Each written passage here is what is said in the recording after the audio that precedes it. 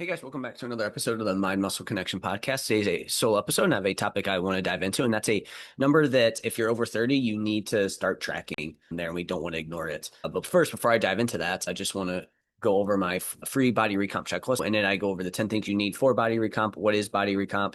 The importance of focusing on body comp over just scale weight, two types of body recomp, and then again, the 10 things that you need there. So a lot of practical advice in there. And so make sure you go and grab that. So the link to that is in the show notes. So with that out of the way, let's dive into today's topic. So if you're over 30, you need to be tracking this number, and that is your resting heart rate. It's one of the simplest indicators of your cardio fitness, overall health, and recovery. And so I have clients track this regularly. I track mine, and then we're going to go over the reasons here. We'll talk about certain numbers that you want to aim for, what it's associated with, how we can lower our resting heart rate, and then also some other thoughts as well too. And so let's dive into it. Why we have 5 reasons here as to why we want to track this. So number 1 is it reflects fitness and cardiovascular health. A lower resting heart rate means your heart is more efficient at pumping blood, signaling better fitness and cardiovascular health.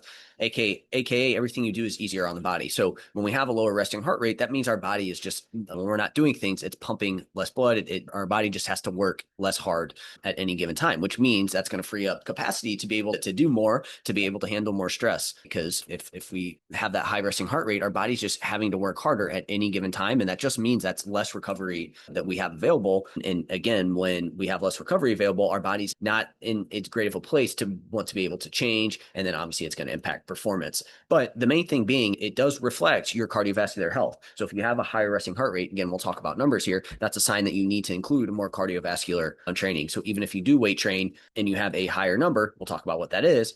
Again, we need to add in some cardiovascular fitness and improve that there. And obviously, there's also all the benefits of improving your cardiovascular fitness, right? From a heart perspective, that's obviously linked to longer living older. So again, it reflects fitness and cardiovascular health. And the higher it is, the more likely we need to add in some conditioning into your training.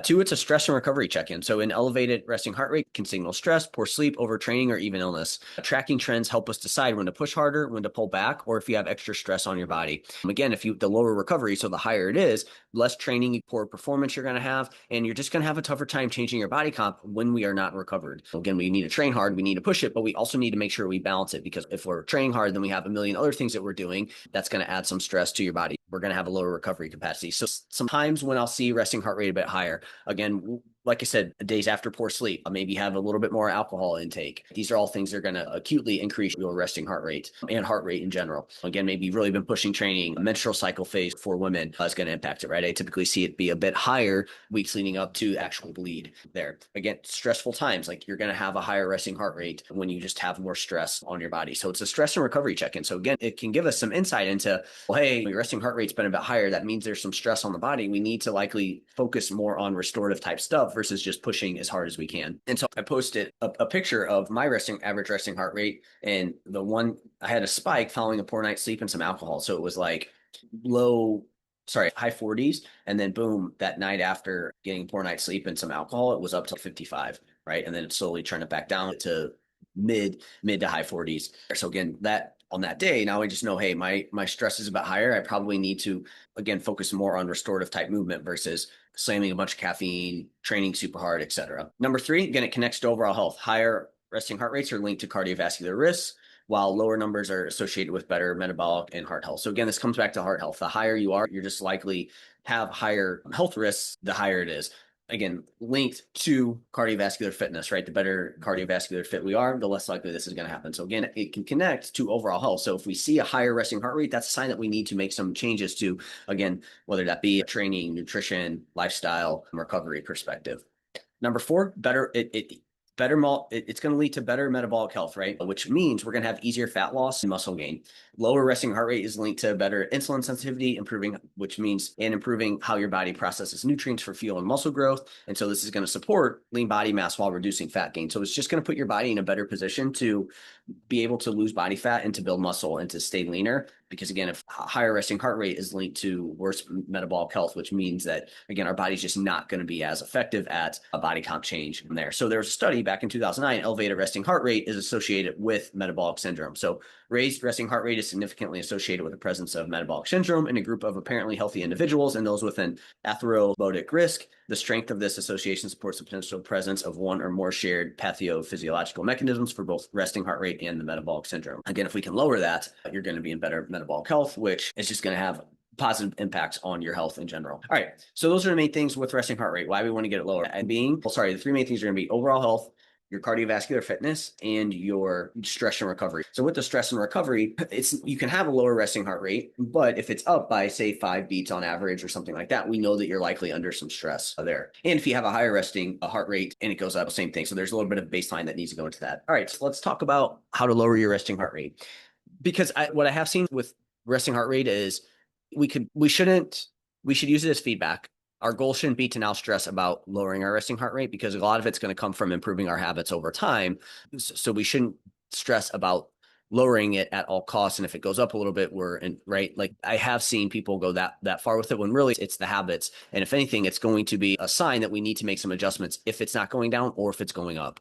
So again, how to lower it, do your cardio and have a way to progress it. We don't just want to do cardio just to do cardio and just be random with it. And that's where I find people get burnt out. Like we want to have some sort of goal with our cardio there. We want to apply progressive overload to it, just like training for weights. Again, some people can get away with just being random with it and they're okay with it. That's fine. But if you don't feel like it's trending in the right direction and you are just being random with it, again, maybe getting on a little bit of a more structured program and applying progressive overload is going to be key. But again, how are we going to improve our cardiovascular fitness? By doing cardio. So again, if it's higher, and we'll talk about the numbers here, that's a sign we need to do some conditioning. So if somebody came to me and again, say their resting heart rate was in the 70s and they want to improve their body composition, one of the first things we would do is get them on a regimented cardio routine in combination with weights and making better choices. Stress management, if we're always that's going to increase our resting heart rate. So we can improve it by adopting some form of stress management and just learning how to take some stress off of our body. Sleep quality and circadian health. So your resting heart rate will be higher if your sleep is off. And obviously also improving your circadian health in combination will help improve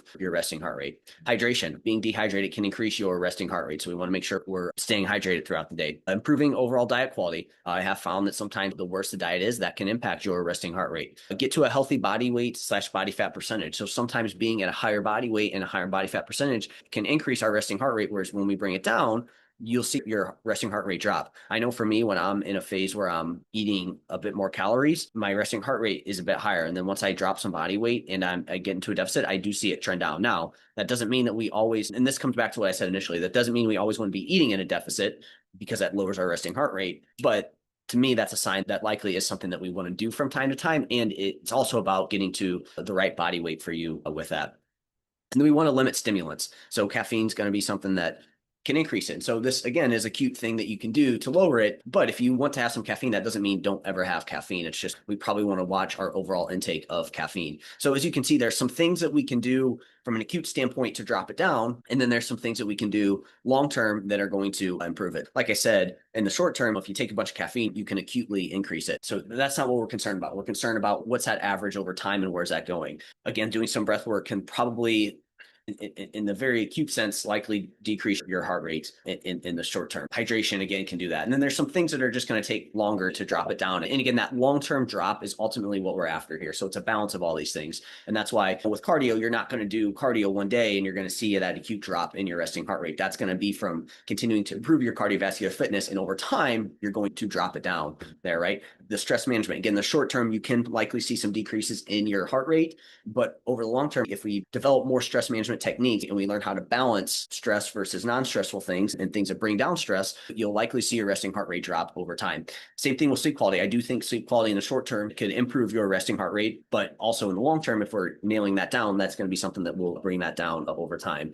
Hydration, I talked about that can be more of an acute thing, but obviously long term, if we're chronically dehydrated, that you are likely going to be a bit higher from that there. And then the stimulants is a big one as well too. All right, so what's a good number to shoot for? Because I've been talking about all this. What do we want to actually shoot for? I think if you can get between 40 and 60 beats per minute as a resting heart rate, you're good to go. So again, if somebody comes in and they're above 60, one of the first things we want to do is we want to get that down by doing these. Now, as I said, a lot of these things we're going to implement anyways because we need to, but that is something that you do want to see lower and try and get you down into the 60s, whether that be from improving your conditioning, depending on where they're at with that, or again, anything else that we see from that list that I just talked about that needs to be worked on. So you can take your resting heart rate through a smartwatch or take your resting heart rate first thing in the morning. I like to look at the weekly average for long-term progress in cardiovascular health, fitness, and day-to-day trends for recovery. So what we're looking at is in the short term, you might see a couple beats, like it might be one day 46, one day 48. Not necessarily concerned about that. Now, what I am concerned about is, okay, you're at 46 and then you get to 52 or 53. That's okay. Hey, you're likely under a bit more stress. But just like scale weight, you're likely going to have that variation of a couple beats there. So we're not concerned about that. But again, what we're concerned about is the long term, where's that trending and what's your average for the week and where's that trending? And that's going to be your best. So again, from an overall health perspective, cardiovascular fitness perspective, we really want to look at that long-term trend. Where's that going? In the short term, we want to establish a baseline, and depending on where that baseline goes from day to day, that's going to tell us if we're under stress and if we need to focus a bit more on more restorative type movement versus pushing and pushing there. Even dropping 5 to 10 beats per minute on average is going to be huge. So yeah, if we're say you're at 70 and you drop down to 65, that's good. You're going to be in a better position there.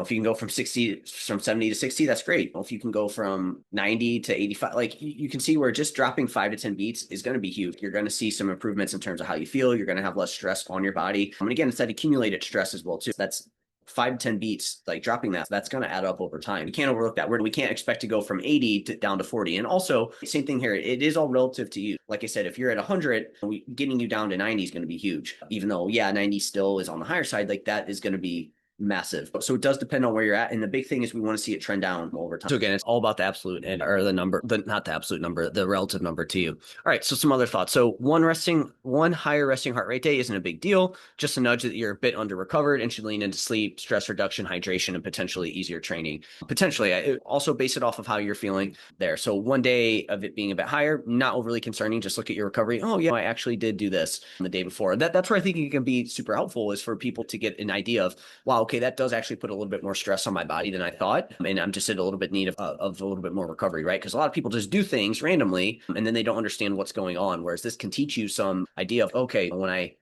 only get 6 hours of sleep with alcohol, like that does impact how recovered I am on the next day, which is going to impact how you feel. It's going to impact your motivation, your stress response to things. So we do want to look at that.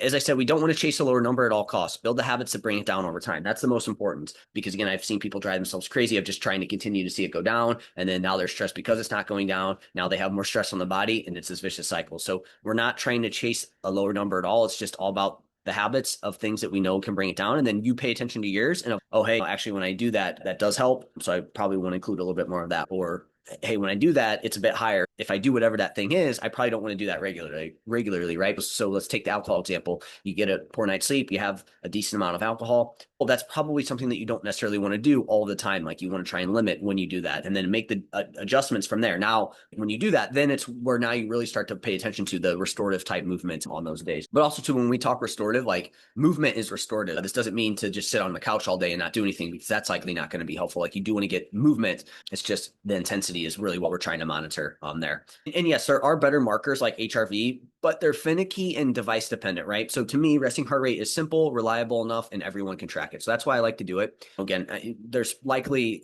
way better ways to go about your stress on your body right now. Again, like I said, HRV, but it's just finicky in terms of how you get it. And it's not necessarily easy, reliable or easy, simple way to get that, to get it. It can be somewhat complicated and you need certain devices and stuff like that to make it more accurate. So that's why for now, I think just going off resting heart rate is solid. Measure on waking, log a weekly average, and watch the trend, not a single reading there. Either take your average with what your device tells you, or again, take that reading first thing in the morning, that average for the week, and then you can go from there. So that's it on resting heart rate. Again, just a great number to track. Again, I like to do it for stress and overall health and cardiovascular fitness. And so that's how I use it in my practice. And obviously want to see, or in my coaching, and obviously we want to see that trend down over time and get to that 40 to 60 beats per minute. If you're at 60 and you still don't feel great and you want to see it improve, I don't think there's anything wrong with that either. So just keep that in mind. 60 isn't necessarily the end all be all. You can definitely continue to go lower. You'll likely feel better. You'll be in getting better shape if you go lower. So yeah. And then there likely is somewhat of a genetic component to this to where it's only somewhat modifiable. But I think in general, most people can get themselves into the 60s and you're going to be in a good spot there. Again, if you're in the 60s and you want to get to the 50s, I think that's great. If you're in the 50s and you want to get to the 40s, that's going to require a bit more work overall, but it can definitely be done there. But let me know if you have any questions on this topic. If you found this podcast to be helpful in any way, if you could leave a rating and review, that will help more people find it. And lastly, if you haven't yet, give me a follow on Instagram, Jeff, HOEHN_. That's it for now. I'll talk to you guys soon.